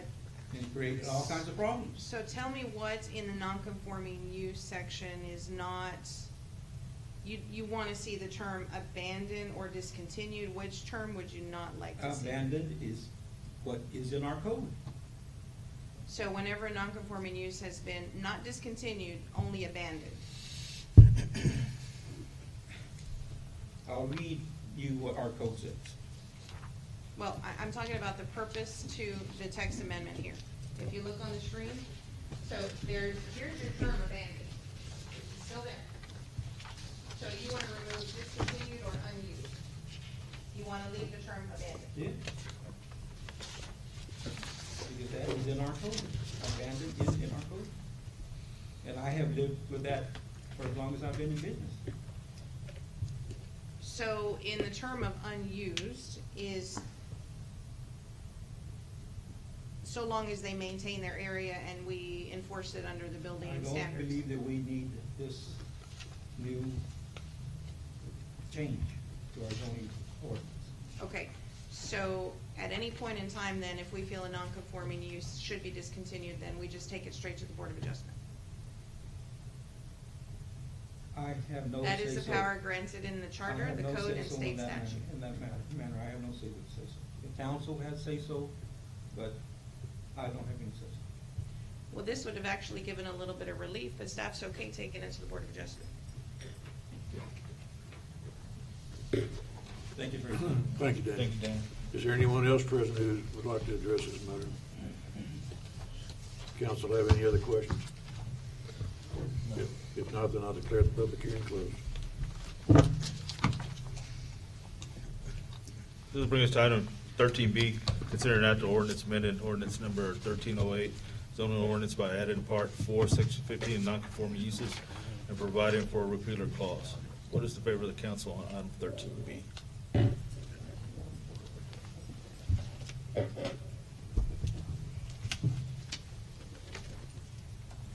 So Sylvia, just to clarify, you saying this ordinance would protect the homeowner?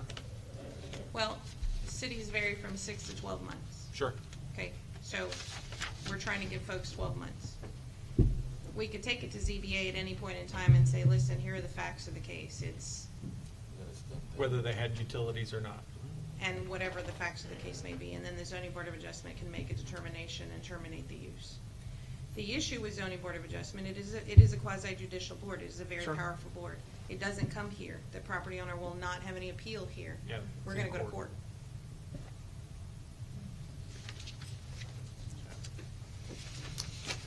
So, just kind of a general figure, how many are you, if you look at around our town, how many do you think buildings?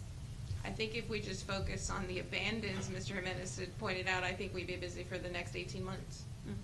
Just focusing on, You're talking about structures that don't physically have windows and doors and are not secure and. the problem is we're in such a housing crunch that we have mobile homes being moved from one RV park into other areas of town that are less than code worthy. And the argument being, well, the use is not changed. The use is not changed. It's still residential. I'm going from residential to residential, and that's absolutely correct. The use and the structure are two different things. So when we try to come at it from a structure perspective, there's yet a different board that will bring it through, building standards and appeals. But, typically people have bought it for 2,500, 1,000, whatever that amount is, and they're gonna try to fix it. They're gonna try to fix it, they're gonna try to move it and fix it. The long term is, how do we begin to transition our neighborhoods? How do we begin to transition to longer, more sustainable neighborhoods? That's the whole purpose of staff looking toward this. If, I don't have an issue with council not approving what's in front of you. I really don't. We will just come at it from a different venue. Might be a lengthier venue, but. I know what you're talking about as far as moving from one substandard. Oh, absolutely. To another location. I've seen that happen on that part right there. And it's not just mobile homes. It's not just RVs. It is structures throughout that are, less than code worthy. And again, use and structure, two different things. Mr. Dana, the public hearing's already been closed on that part. Oh, I'm sorry. Just say that, I guess, I mean- grandfather means nothing. The way the state statute is written is you can't exacerbate a grandfathered use, which is why typically cities don't allow you to expand a grandfathered use. Now, we can make a local amendment and say you can, if everybody within your radius, because this is a pretty standard, if I drop a pinpoint right here and your house is right here, and everybody in your radius has that same kind of porch or that same kind of driveway, it's silly for us not to allow it because you fit into what's in the neighborhood. We're not talking about any of those things. We're talking about the areas that are trying to transition. Otherwise, how does it transition?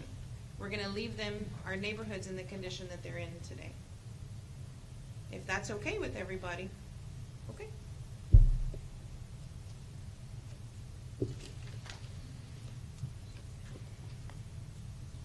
Any other question from council?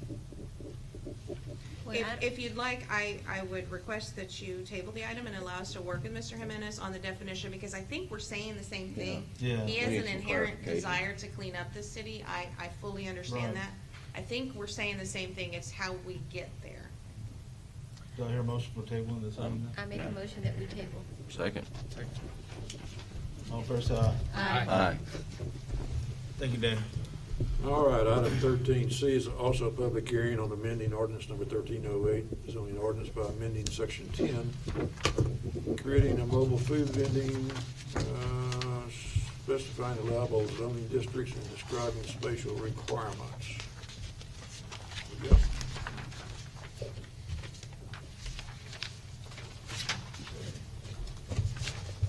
Mayor, council members, the ordinance before you is to define mobile food vendors.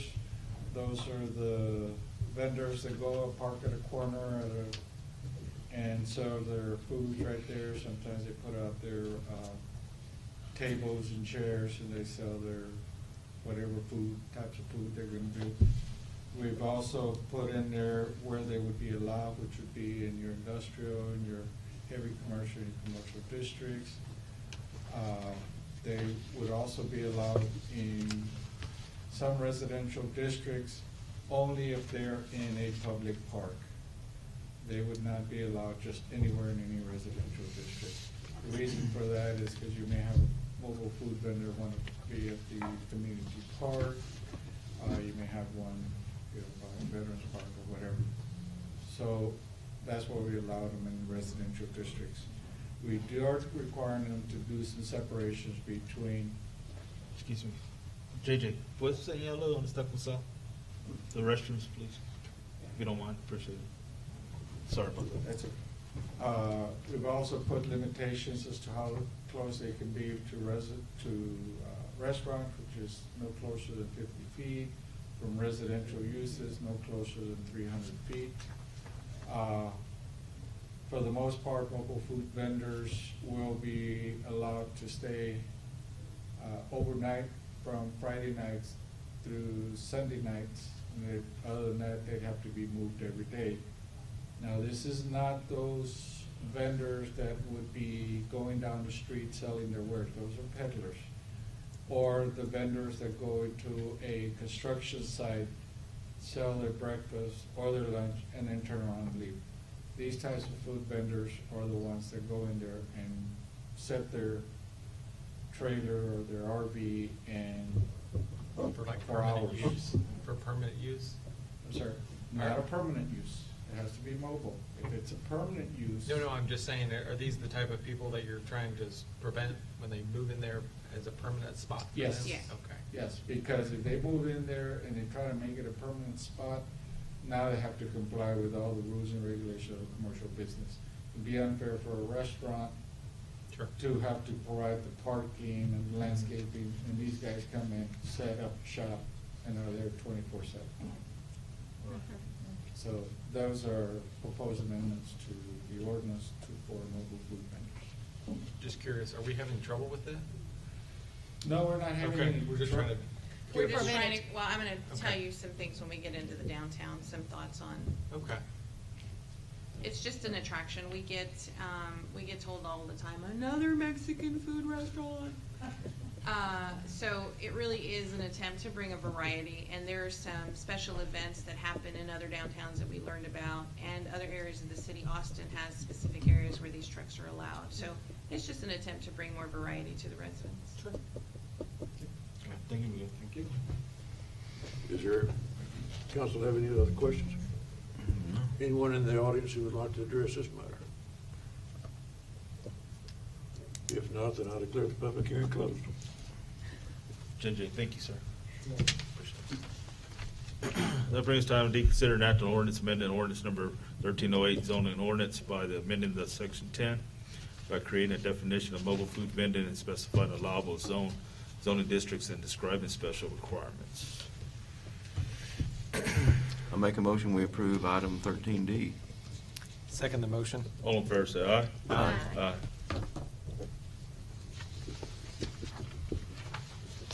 Sylvia, you're up. Item 14.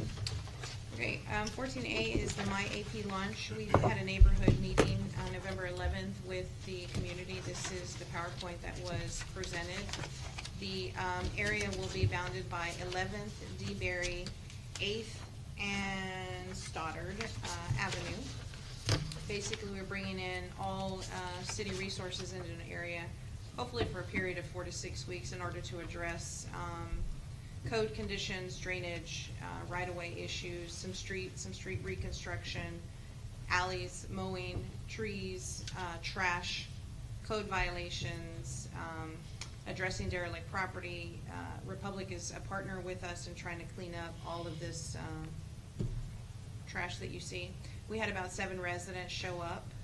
We will be on site December the 5th. We had a resident offer up their property in order to place the dumpsters and then also hold our meetings. The city departments that'll be represented, so building services will be doing the property assessment and also moving forward with demolitions in that area. Public safety, we're using it as an opportunity to sign up for our code red and all of our emergency operations. We're using it as part of our comprehensive plan too, our resiliency plan to get ready for hurricane. Utility billing, we'll be doing radio meter installations in that area and signing up people for e-billing. Public Works will be doing right-of-way and ditch clearing, street sweeping, street paving on 9th and 10th Street. We'll be clearing alleys and also mapping out utilities. Municipal Court will be assisting in the abatement process. We anticipate lots of fix-it tickets. Main issues that we saw in the area were junk vehicles and also rubbish, derelict, and high weeds, so we'll be addressing those specifically. We did leave door hangers. We're on our second round of door hangers, and I think we're all excited to start seeing the city quadrant by quadrant improve. So, December 5th, we'll be on site 9 to 12. Con Brown Harbor update. It's interesting to know that people think we're going to sell Con Brown Harbor. That couldn't be further from the truth. I find that interesting too. Couldn't be further from the truth. We did have some very good news over the week. We were waiting on some environmental reports. The environmental reports came back very favorable to the city and to the developer. There's no need to move utilities, no need to redraw or remove any streets. There's no special conditions that need to be taken in dealing with the dirt or the contamination or anything like that.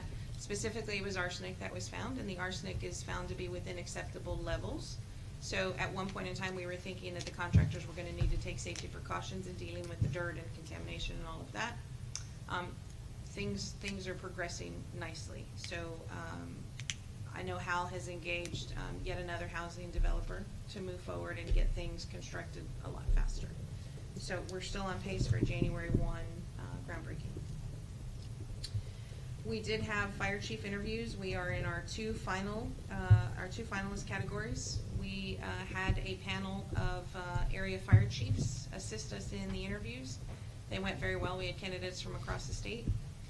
The last two final candidates met with the staff, and surprisingly, staff selected the same candidate that was our finalist in our own interview. So we're finishing the vetting process, the background, and the on-the-ground investigation, talking to folks who have worked and know the chiefs intimately.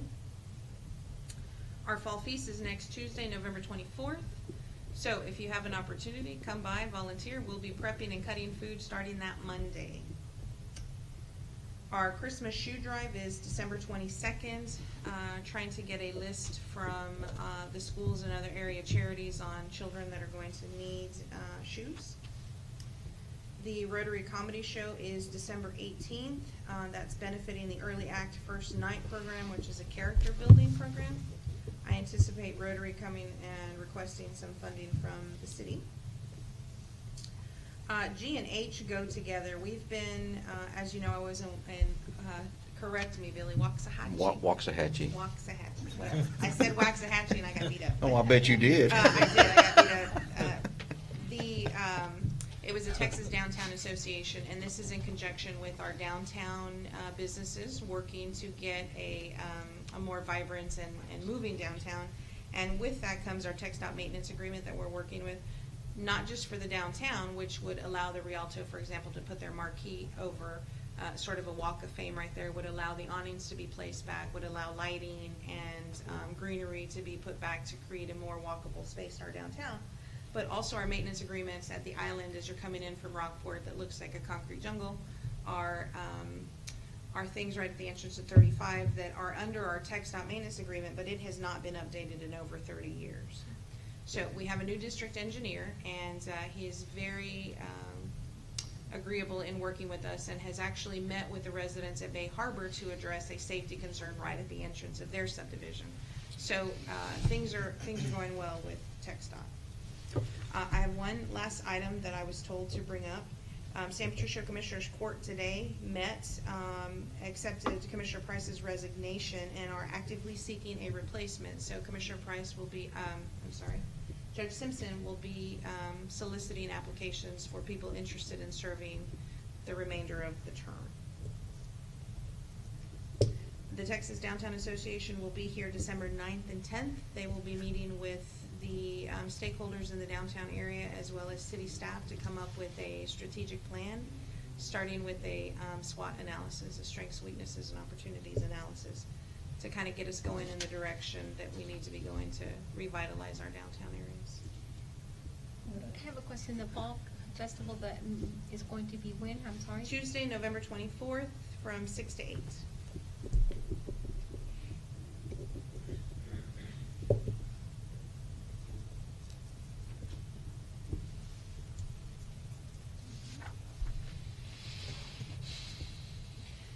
So lots and lots and lots and lots and lots going on. People think we slow down at the end of the year. That could be just the opposite. That's what I was thinking. No, it's just the opposite.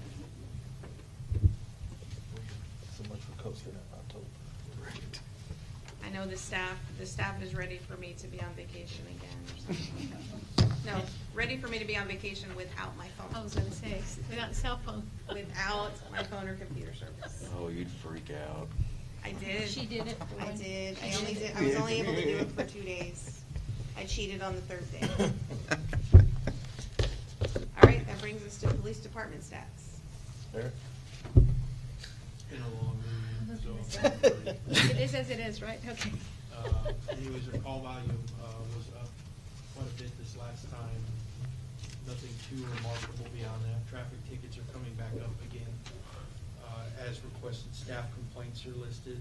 There were 5, 2 internally, 3 externally that came in. The 2 internal were founded.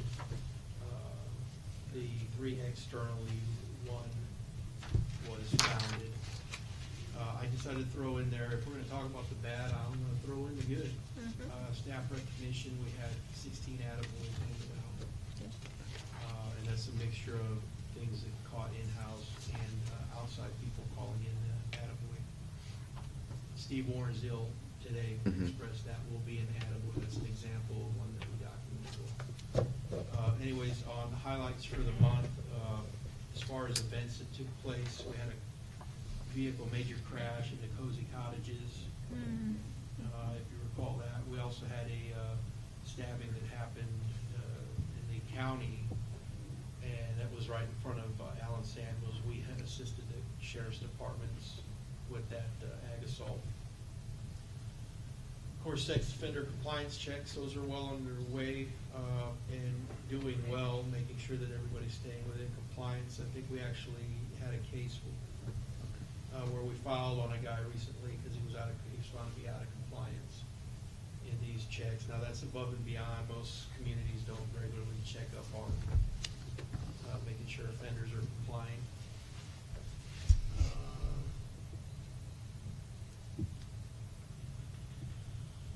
Just looking for highlights. Daniel Billman, which I'm very happy to see this. This is a guy that took advantage of a babysitting job his girlfriend had and raped a small child. He was indicted federally, and we're working very closely with the feds to put him away for, hopefully for good. He's scum.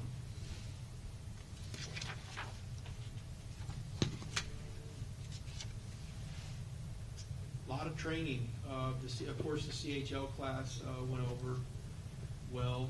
The only complaints we get about that is we're not offering it enough, but we're really having to make adjustments to try not to unduly burden the PD and stuff like that. But it's going good. 736 total hours of state accredited training were provided this last month. Wow, that's a lot of training. We're actually slowing that down. I think they saw that the fiscal year recirculated, and they're like, wow, well, we have money. So I'm having to pull them back a little bit. So that, but the training it's going well received, and we've got some excellent training coming in this year. Emergency management, one thing has been busy. One thing that I did want to highlight here is on iPause. We've talked a lot about that. iPause gives us that opportunity to where we can basically on a major event or something like that, we can push out an alert through cell phones that opt in for government alerts. All your phones do that by default, just so you know you have to manually turn them off. Those are the same thing as the Amber alerts when a child's abducted.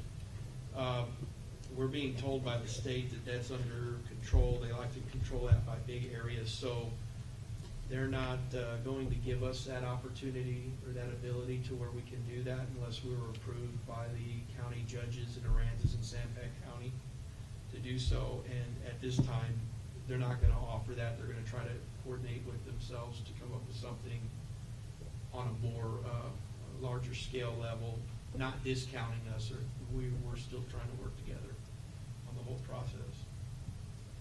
Animal control, as you can see with the stats and stuff like that, animal control has been staying very busy.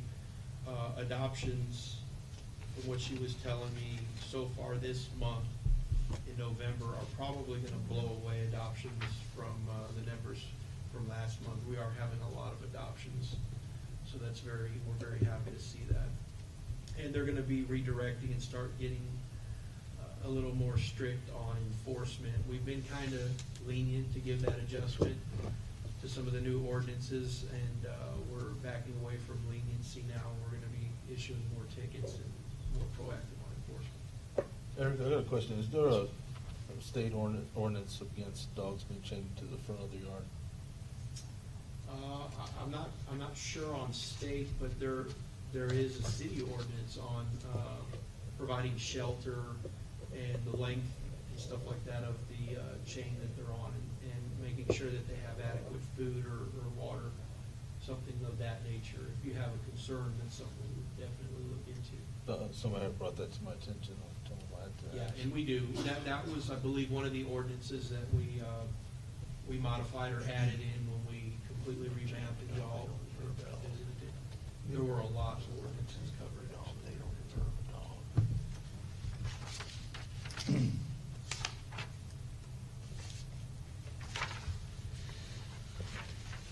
Is there any other questions from council? Eric? Thank you, Eric. Appreciate it. And also, thank y'all for that cleanup y'all did. Everybody worked together this weekend. Thank y'all so much, Richard. It's fun, more people should attend it. This is going to bring us to item 16, our executive session. City Council will recess in the executive session and discuss the following items pursuant to Chapter 551 of our Texas Government Code. Item A is 551.074, deliberation regarding personnel, city manager. Then we will reconvene in an open meeting to consider the act of the finding of the executive session, and hopefully that'll be it. So I thank y'all that stayed up so far with us today. Thank you. If y'all want to stay for the rest of it, you're more than welcome. If not, you have a pleasant evening and safe drive home. Thank y'all.